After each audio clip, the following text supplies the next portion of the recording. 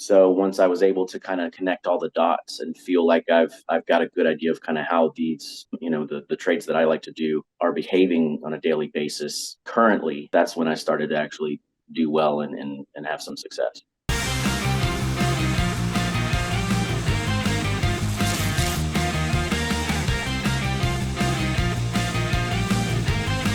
How are you doing, everybody? This is another funded trader of Trader Pool. Today is Michael with me, traded with $20,000 buying power on our mini BP program or tier. And we'll dive right to it, get to know Michael. We'll get some tips and advices from him. So for those of you trying the challenge and pass the evaluation and get funded, maybe it will help them. It will help you guys to listen to someone that already did it. So how are you doing, Michael? Doing well. It's great to talk to you. Great to finally to have this interaction. Yeah, that's amazing. Thanks for coming. And let's dive right to it. A lot of the guys that sitting at home right now watching us, trying to understand how to pass the evaluation. Some of them tried a few times and failed. Some of them gave up, obviously, and some, still trying to pass the evaluation, because at the end of the day, you're getting a lot of buying power compared to what you usually get with your broker on your retail account, right? So give us the juice. How did you pass the evaluation? What did you do? Okay. Well, I did participate in the trading challenge that you had earlier during the summer and whatnot. So I got a better feel for the platform, for both the platform on desktop and the phone. But in doing that challenge, it more so allowed me to realize where my strengths and weaknesses were. Even though I didn't finish particularly well in the challenge, I was able to kind of get an idea of exactly how Trade the Pool's platform functions in regards to how to enter trades comfortably, execute all that kind of stuff. So when I decided to to finally try and do one of the actual challenges, I felt a lot more comfortable with doing that.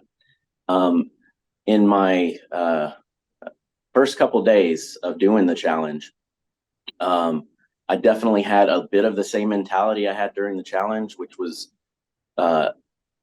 going into positions too early, not sizing properly at all. And that would affect obviously hitting your max daily loss. Right. So I had a couple of those just starting off, and then I took a step back. Said that this is definitely not how I know I should trade and how I envisioned myself doing this.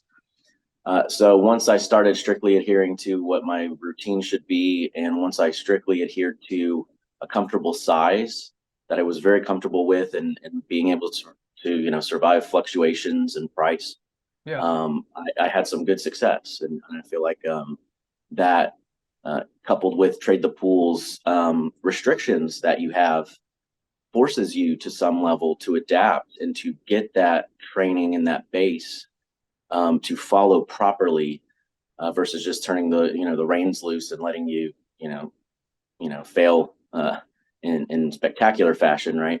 Yeah. But no, so I would say retrospection and going back into what was I doing wrong and how can I just immediately correct that led to a string of wins and building upon that and eventually passing. So how long you been trading for before that? So I've been following the market since about 2011, 2012. But in terms of, and I dabbled, from then up until the point to where I started more actively part-time trading in 2017, 2018 timeframe. So I've had times where I've had, actual day trade accounts and been able, over the pattern day trade rule and things like that. So I have comfortability with actually doing day trading. Okay. So most recently, in 2022 fall last year, I was actively doing some day trading. Did fairly well.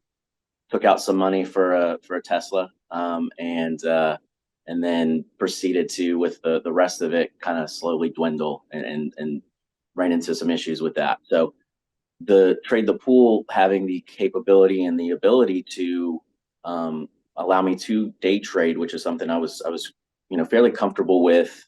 I had a very set routine, very you know feel somewhat experienced with, but obviously proof is in the is more so in your consistency, right?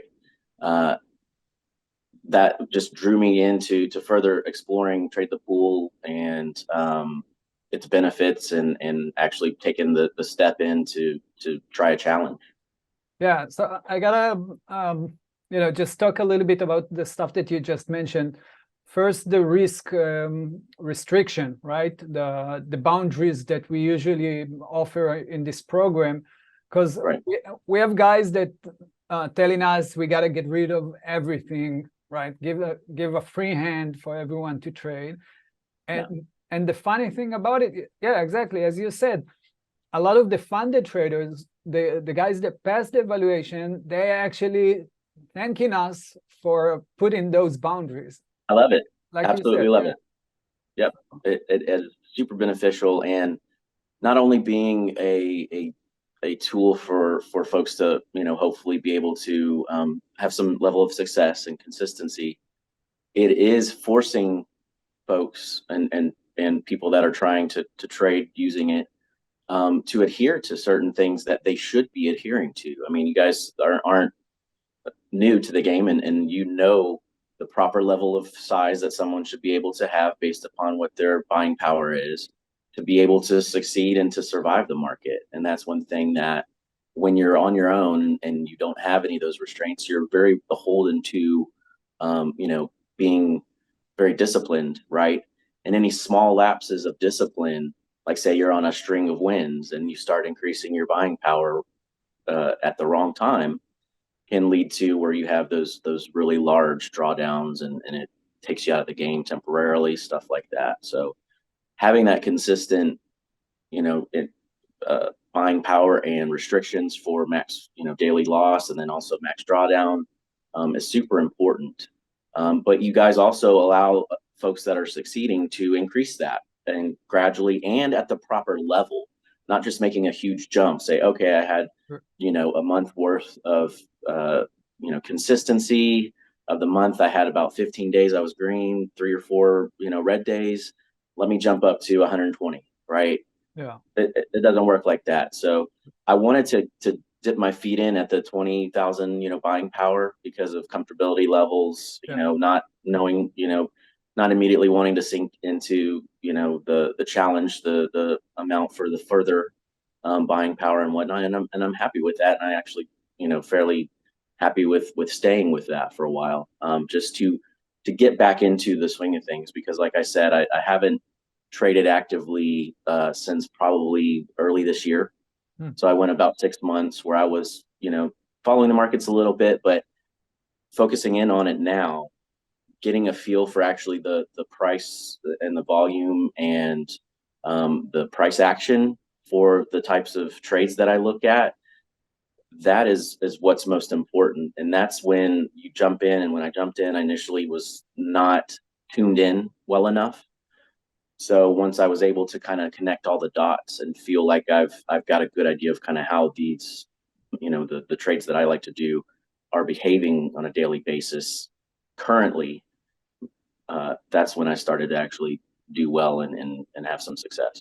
Yeah, that's a great way to put it, and your decision making was great here, because guys that been in the market like you for 10 or 15 years, in most cases they will try the ultimate buying power, right? They will go all the way with the 260,000, and that's a wrong way in most cases to put it or to look at it, because once you have the mini BP under control, like as you did with $20,000, you proved yourself that you can do that.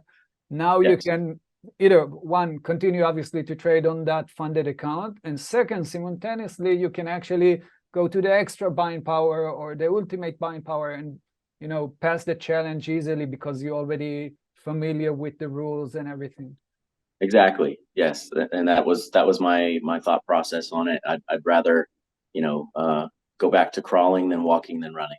Yeah, That's part of my mentality. So that's right. getting back into it, I don't want to just jump in off the deep end. I know how bad that can end up, and there would have been no reason for me to do that. That totally makes sense, Michael.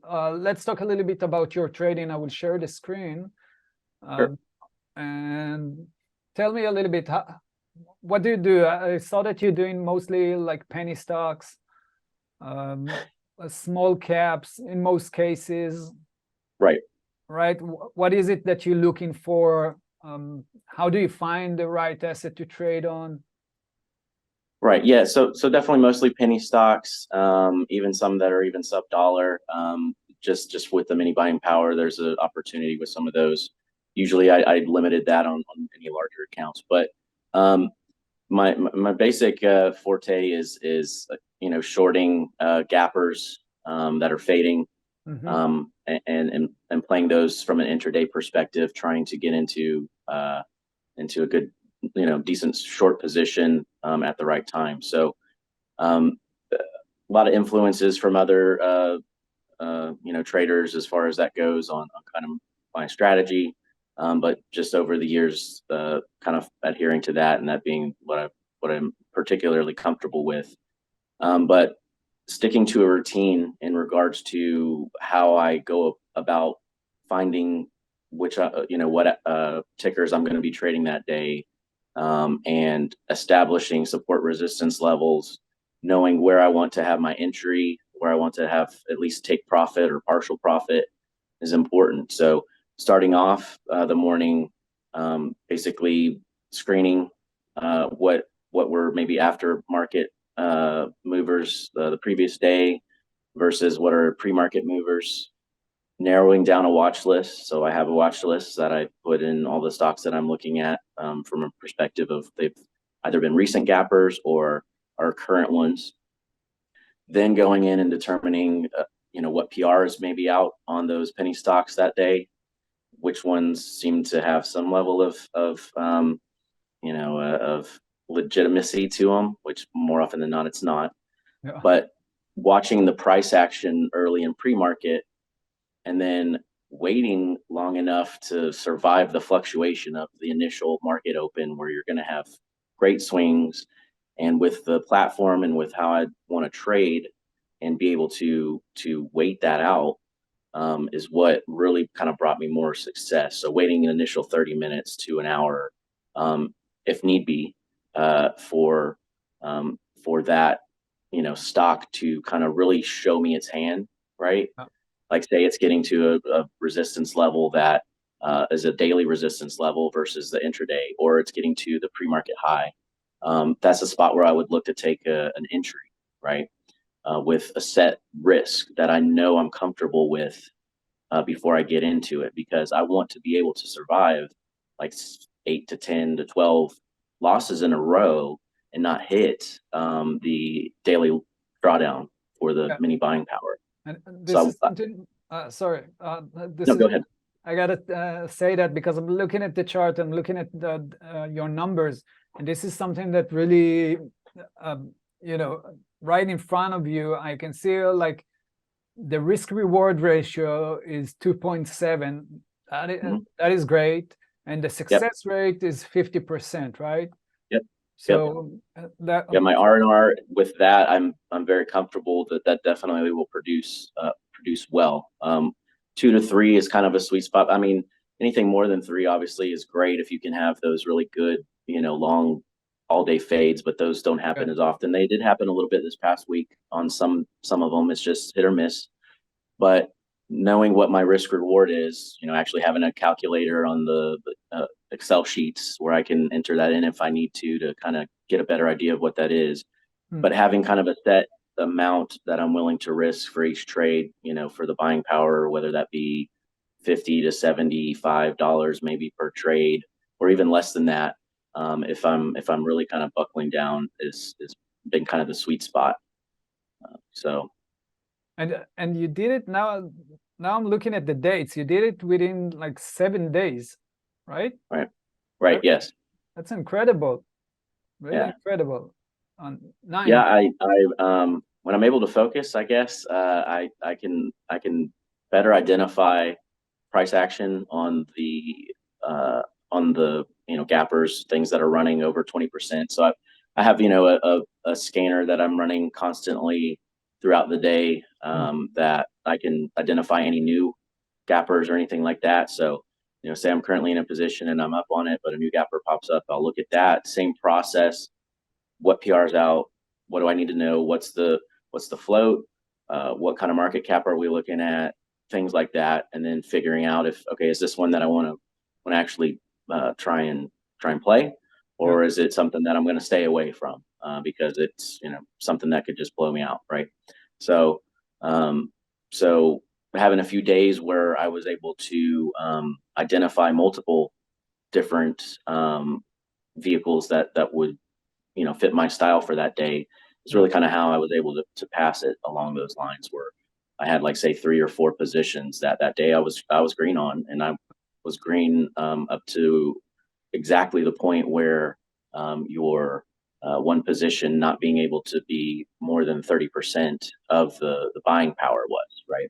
yeah. And that's an important thing I'd like to make other traders aware of as well, not going in or going into this, is be aware also that you guys aren't looking for it, nor would I want to look for someone that just gets one lucky trade, and Yeah. risks high, stuff like that. So showing consistency, that you have to, have traded at least 30 trades, and none of your trades can be more than a certain amount of the total profit, is a big deal. And that again, coupled with the max daily drawdown, forces you to trade in what I would call the proper way, based upon all of the time that I've spent trading, and reading, watching videos, following other types of